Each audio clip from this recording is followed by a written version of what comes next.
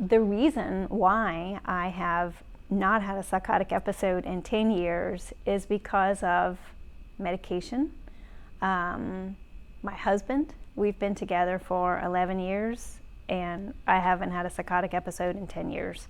He knows more about bipolar probably than anyone, sometimes more than myself. My last psychotic episode, actually, he caught it so quickly within just a few days, and I was still seeing my doctor in Baton Rouge at the time because I just loved her, and I say she saved my life. So every 6 months or so I'd go back to see her, and I wanted to see her if something happened. So she gave him a vial of the antipsychotic as well as the syringes and said, hey, if she is going there, give this to her, then call me, and then eventually y'all can bring her here. He gave me the shot and he said I wasn't happy about it, but I said, okay. I trusted him more than I would trust anyone else. And he said I needed it, so he gave it to me. And he actually had to write my acceptance letter. I was leaving one practice. This time I'm a physician assistant. I was leaving one practice and going to another, and was having a psychotic episode because of the stress. And it's always stress that ends up causing it. And so I got this new job, and he actually had to write the acceptance letter for me. But yeah, he is so stable. He is. He always says, "Honey, you're a Lamborghini, and I'm a Ford truck, or a John Deere tractor." He just keeps on going. Doesn't matter what food he eats, whether he gets good sleep or not, eats good food or not. He is always the same. And so his stability helps to balance me out. So like I said, medication also really helps. I've tried over the years weaning off, and my doctor knows I've been dealing with this longer than she's been in practice. This is a new doctor I have now in Houston. But I'll find my point where I have to stop. So, I would love to tell people who've been diagnosed with bipolar, just keep trying. That's one of the biggest struggles, is finding medication that works. It doesn't have a whole slew of side effects, but if you find the right cocktail, it can work.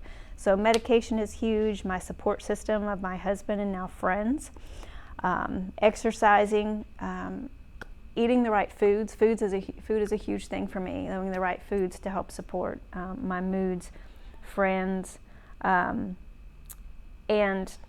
for 11 years I've practiced as a PA. For 9 of those years I hid my diagnosis because of what happened to me when I was first diagnosed, right?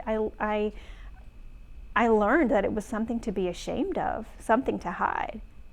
Society said, you don't have a gift. Are you crazy, girl? This is an illness. This is a sickness. You are broken. You are sick.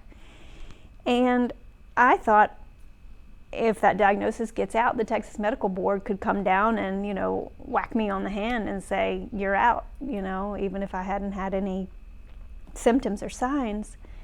But finally I had enough. And I said, God made me and he didn't make a mistake. And you do have a gift and you aren't broken. So October 2017, I did a Facebook Live video. It was it's a World Mental Health Day. I decided to do it. And I disclosed my diagnosis, told my story, contacted NAMI within a month, and said, hey, I got to get this out. I've been hiding this since my depression, sophomore of college, and I want other people to have the hope that I really didn't have way back then, to know that you're going to be okay and you can live a happy, healthy life. Maybe you've got more challenges than other people, but everyone has different challenges. Some people it's not with their brain. Some people it's, all sorts of things. We all have our challenges, but it doesn't mean that your life's going to be miserable forever. You just have to learn how to deal with it, and you can't be ashamed. God forbid you can't be ashamed.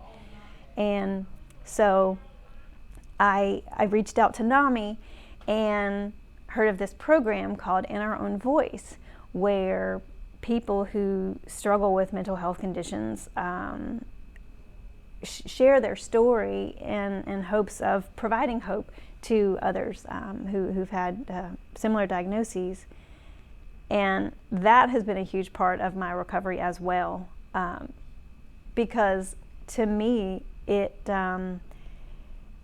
I believe one of the reasons that I have this, or some people might say that I was given this, is so that I can give back to other people. And if I know that the pain that I went through is for naught, that makes me really, really depressed and not want to move on. So every time I can tell my story, knowing that I'm helping others, it really it helps me out, and it keeps me on track, knowing that I'm going to stand in front of these people and try and give them hope. If I'm not doing the work, if I'm not taking my medication, if I'm not doing the cardio that I says keeps me out of the pits, I can't do it.